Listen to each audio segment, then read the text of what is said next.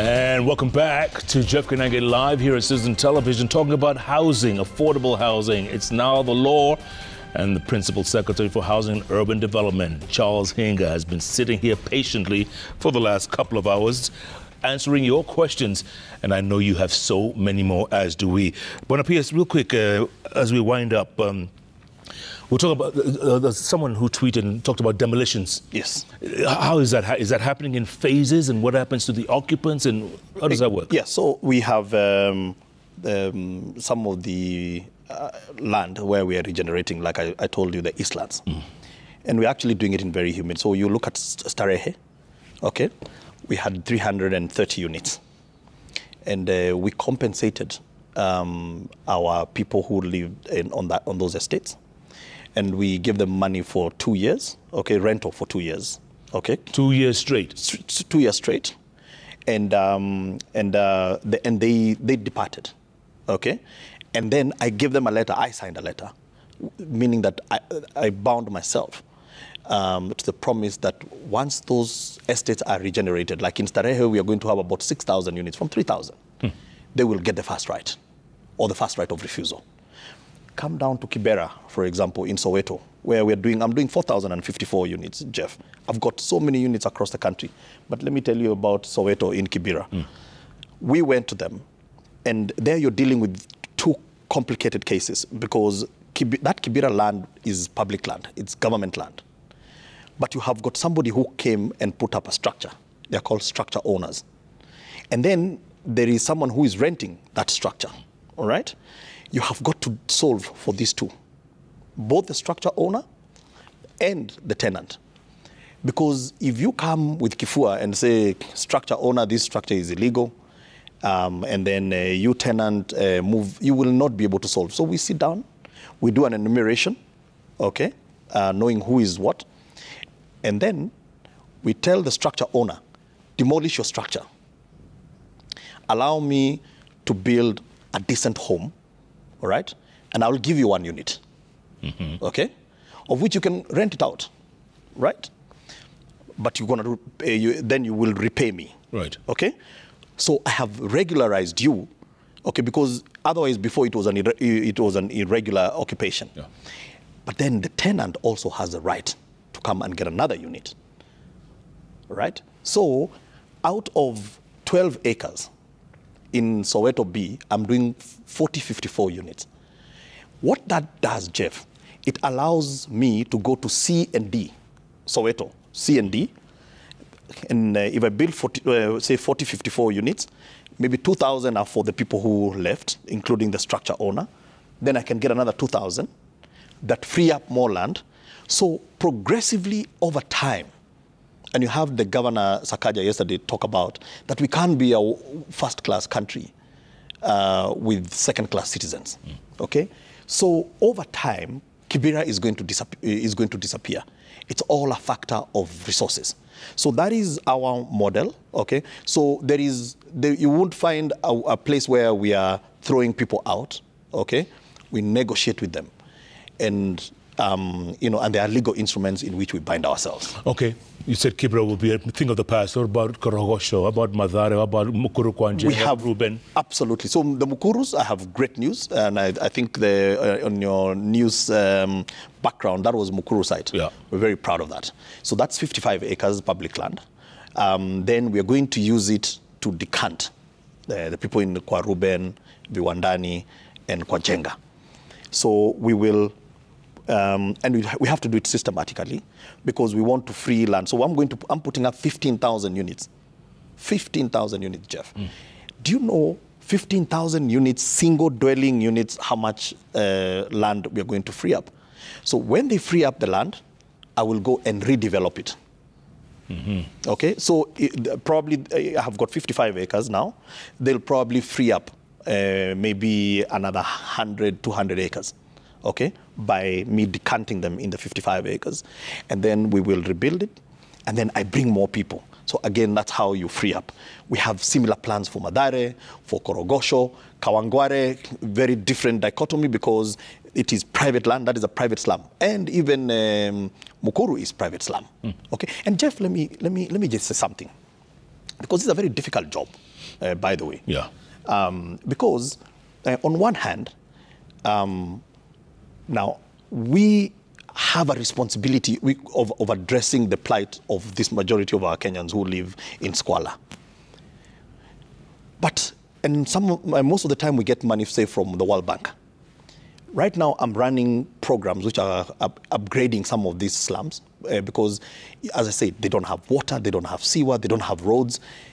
You don't know how many fires. Governor Sakaja talked about almost 50 fires that just don't get reported because of this illegal connection and so on and so forth that you're dealing with in the informal settlement. Now, we are upgrading and putting infrastructure. But with that money, I cannot be able to take it to a private slum. So there's a slum on public land like Ibra. There is a slum like Mukuru, which is on private land. Okay? So I can't take the World Bank money to Mukuru, but I can take it to Kibera. I can take it to Korogosho because Korogosho is public land, Kahawa in those places. Now, what that means, if you look at a county like Kiambu, Kiambu has a lot of slums. Yeah. But the slums in Kiambu are on private land. So most of them. So this program of World Bank, while Kiambu gets a lot more resources when it comes to the allocation, on this particular program, Kiambu is getting less money than Homa Bay. Because Homa Bay, most of its slums are on public land. But Kiambu is on private land. Now, but we as government cannot throw our hands and say, those are slums that are on private land, so those are less Kenyans. So it's a very complex and nuanced responsibility that we have to do. And you have competing interests, Jeff. Money is a limited resource, and the problem is too deep.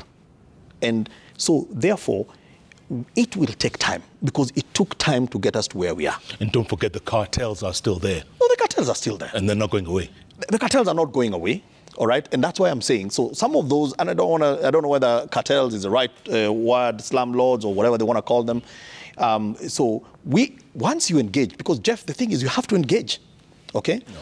Now, if you are able to provide water, the bulk services, and you give them an incentive as well, all right, they should be able to build decent homes themselves. So we are encouraging them, those who have got tenements, okay? Because now what are you going to do to pipeline? Okay? You're not going to go and demolish pipeline, okay? So it is a very huge challenge, all right?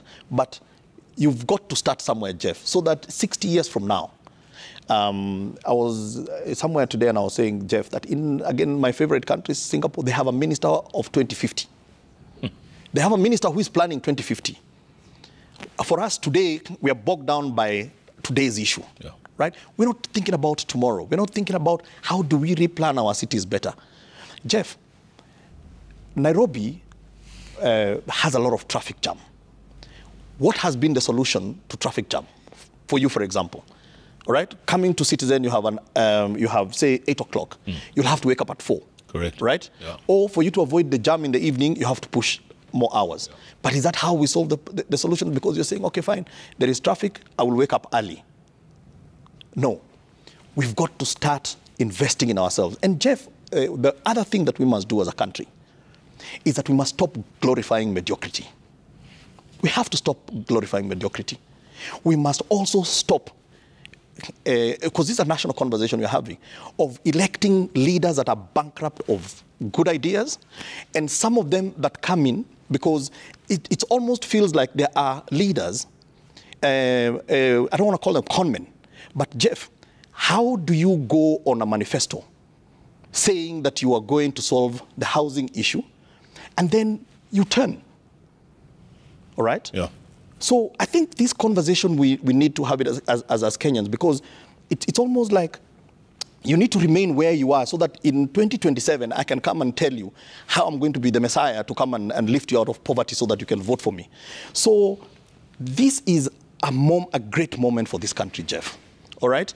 It is, of course, we're not taking it for granted that there are sacrifices that are going to be made. Okay? But those sacrifices, Jeff, we start making those sacrifices today. And we listened to the people. Initially, remember, the levy was at 3%. Right. We halved it to 1.5%. All right? Yeah. There was a requirement for a 10% deposit. When we went for public participation, when the National Assembly went for public participation, they said, no, we don't want the deposit because the deposit discriminates. So remove the 10%. Yes, there is a deposit, but don't say it has to be 10%. All right? So those who can afford 10%, let them pay. We removed the deposit for 10%. There were Muslims, my brothers and sisters, who said, you're discriminating against me because you are talking about interest. Okay? And interest, according to us, is haram. We have addressed it under Section 51 of the bill. So it's also very important that this public participation is not just a ticking exercise where so that we are taken to court, we can go with files and say, hey, look at the registers and so on and so forth. We actually appreciate the input that the public is giving. And Jeff, majority of Kenyans, all right? And by the way, so that you don't think Hinga is lying, I dare you go to the National Assembly website and take all the reports of the public participation. Kenyans support this program. The only thing that they're asking is address transparency on who is going to own those homes. Address the risk that Jeff and Hinga might go and organize 10 boda guys and 20 mamambogas, take their KRA pin, go and register them, and they get the houses, and then I buy those units. So now we have addressed all those issues, which were issues that Kenyans said. Okay? So they didn't say we don't want housing or we don't have a housing problem. Jeff, tell me which county does not have a slum today? Which one? None. We now actually are getting into rural slums. The other problem, Jeff, that we must have a conversation about, because, we talk about things in abstract terms. For example, we talk about we are food insecure. Our bread basket counties, we are katakataing shamba every day. We are converting our arable land into human settlements. So we are also saying, even in the secondary cities, let's not just deal with the big cities. In the secondary cities, why don't we organize our people, all right, build homes or settlements in one location and leave the arable land? So now you, Jeff, instead of subdividing your shamba to your son and to your daughter, okay, go get them an affordable housing unit, all right? And they can inherit the shamba, but let them till and produce food. So there are many aspects to this, including, Jeff, the linkage to healthcare. Let me tell you something, that if you look at most of the diseases that we are treating in this country, most of them are as a result of how we live. This 97% of Kenyans who have been left out, and 70% of them who are living in slums in the urban areas, Jeff, they don't have clean water. Okay, so when you go to the hospitals, most of the diseases they're dealing with are waterborne diseases.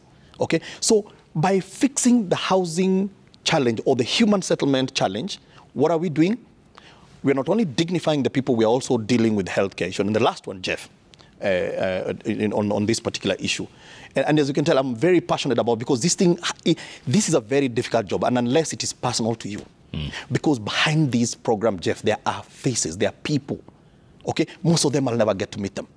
And so this is not about them coming to thank me or His Excellency the President. This thing has got to be personal to you. The resistance and the memes and by the way, I forgot to tell you.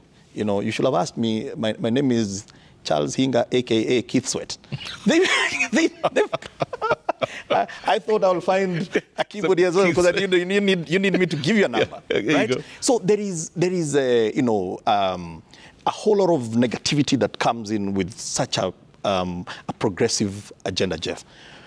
But it is worth it for as long as, okay, we protect public resources and ensure that those people, those 10-year-olds, just like my daughter, they have a chance to go to bed in a decent place, right? Yeah.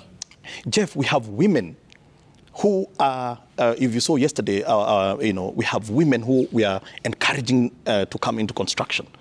We know what happens when you empower a woman, okay?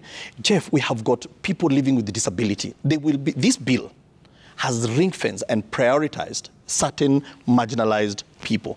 So we have really tried as much as possible. It's not a perfect bill, okay? And that is why over time you have got to go and address those issues. So there is so much but we need to, once we move beyond the numbers, this thing, Jeff, there are people, there are hopes. There is somebody today that has a job because there is a mjengo somewhere going on. Okay, there's a couple of comments I'd like to get on the magic wall. Real quick, average price of a home? Okay, average cost or the selling price? The selling price. Okay, so we have 3 categories of housing. You have got a social housing unit, and you have 3 typologies under that. You have a 1-roomed house, 2-roomed house, and a 3-roomed house. And for a 1-roomed house, you pay 3,200 shillings. A what? Per month. And it's the same amount of money they're paying for a shack today. And they will own it, Jeff. All right? For a 2-roomed house, you pay 4,800. For a 3-roomed house, you pay 6,400. That's social housing. Then you move to affordable, and that is for people earning 20,000 shillings and below, whether it is formal or informal. Then those who earn between 20,000 and 149,000, that one we call it low to middle class affordable housing. You have 3 typologies. You have a studio unit, which you will pay 5,200 shillings a month. You have a 2-bedroom unit, which is probably the most popular unit based on the current uptake. It's going to cost you 10,200 shillings. And you have a 3-bedroom.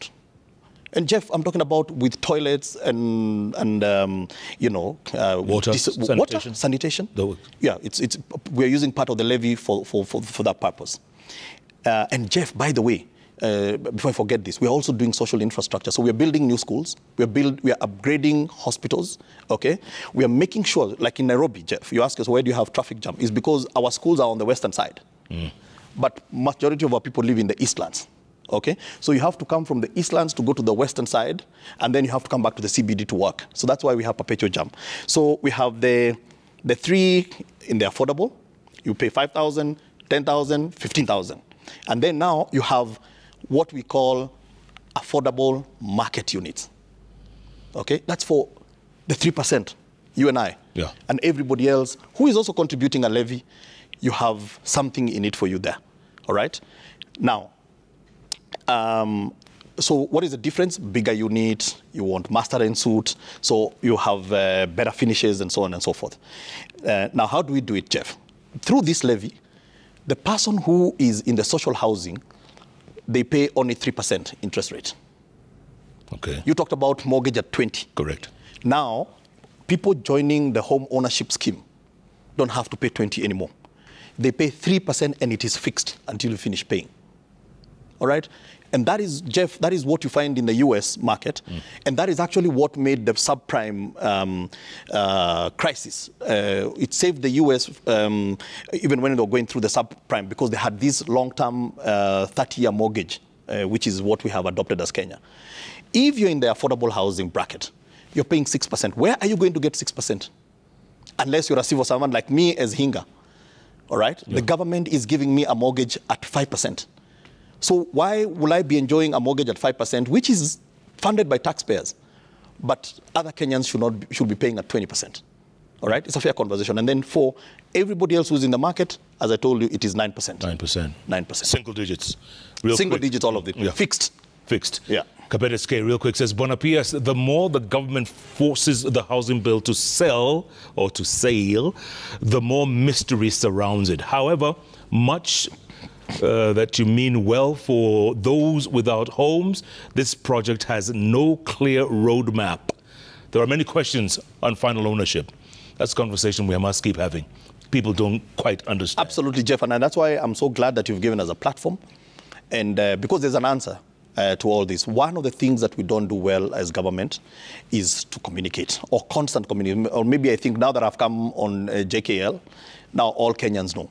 We need to improve on our communication because this is a good program, Jeff. And when you know that you don't need to know Hinga to own the home, all you need is to go to *832#. That's it? On your phone. *832#. And you start your journey to home ownership. You don't need to come to my office on the 6th floor of Arthi House. No, you don't need to have my number. Comfort of your seat, Jeff, like this one. Can I have your number, though? I can give you a number. Daniel Onchoma says, very interesting to create houses for a population whose main challenge is an income problem.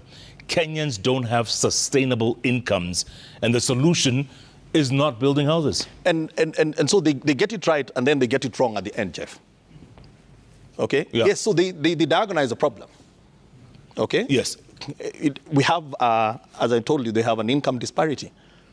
Building more homes, it stimulates the economy. There is no better stimulant to the economy, Jeff, than building housing.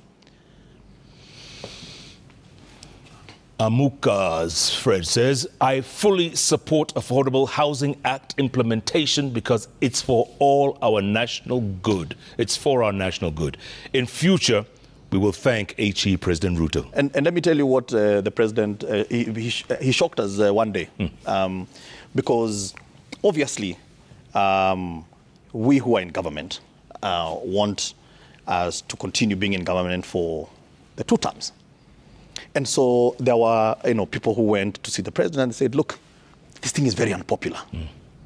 Okay? Drop it. It might make you a 1-term president. And he looked us in the eye and he said, I am prepared to be a 1-term president for doing if doing the right thing is what is going to make me a 1-term president. You know, Jeff, when you sit here, all right, and try and make convenient decisions, okay, and you have had an opportunity to be a transformative leader, okay, and you failed to do it, all right, you have no right to go and seek a 2nd term. You have no right to go and seek a 2nd term.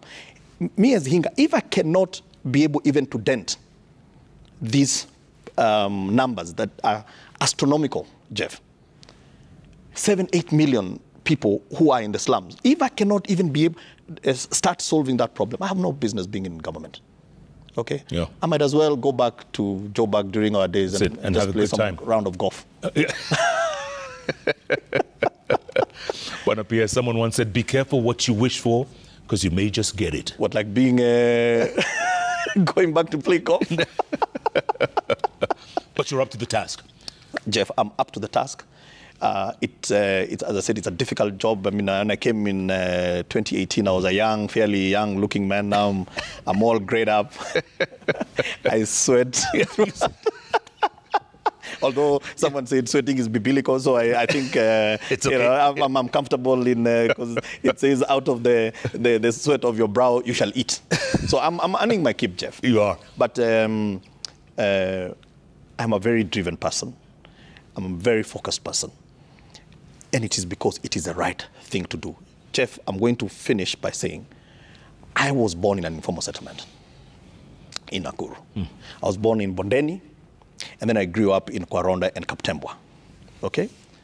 Jeff, I know what it is to live in a small house, not just with my parents and my sisters. They will bring in my cousins, and we had a house help living in one room. And the only difference, the only thing that we had was a pazia separating our parents' room. And there is no bed, okay? All right, so sometimes you sleep under under the chair if that is the most comfortable place. And there was one chair, a small one like this one here. So we will all fight to sleep in there, Jeff. So I know what it is, okay, to live in squalor. Now, Jeff, there is nothing special that I did to God, okay, that I am where I am today, all right? And I don't want to believe that those guys who live in the slums, they wronged God. I never chose to be born where I am. My daughters today, because I was privileged, Jeff. And even on the subject of taxation, Jeff, my dad was a very poor man, all right? Someone paid their taxes so that I was educated. And from education, which is the greatest equalizer, I managed to get a good job, right? Yeah. Over time. So today, my daughter does not have to live the way I lived, all right? And I think that conversation, Jeff, we must continue having it. Am I my brother's keeper, all right? Do we throw our hands in the air and say, we don't care, all right? As long as me, I'm sawa, continue living. Yeah. So this is it's a very personal job. Very difficult, as I've said. Yeah. But I believe that history is going to vindicate us. One day, when the histories of these countries are written, and people look back to when we turned the corner, people will look back to this moment when we decided it's not good enough to make expedient or comfortable decisions, all right? So the only guarantee and assurance I can give Kenyans is that we will protect this money and we will make sure that it is used in the right way. All right, from your lips to God's ears. Amen. We'll hold you to that. Please. Charles Keith Sweat Hinga. Good to see you, man. Good to see you again, mate. Really thank you so much. Thank you for the invite. Thank you. Yeah. I hope the PS has shed light on this very, very controversial law. And hopefully we'll get to know more about it as we go on. And like the PS said, maybe in 50, 60 years' time, we'll be able to say, hey, this is where we turned the corner. What do you think? Keep giving us your thoughts at Koinanga Jeff, at Citizen TV Kenya. The hashtag is JKLIVE. You know, if it's Wednesday, it's always those three letters on the keyboard that follow each other. JKL. Thanks for joining us. Good night. Good luck. God bless our beautiful country, Kenya, with good housing. Thank you. Keith Sweat. Keith Sweat.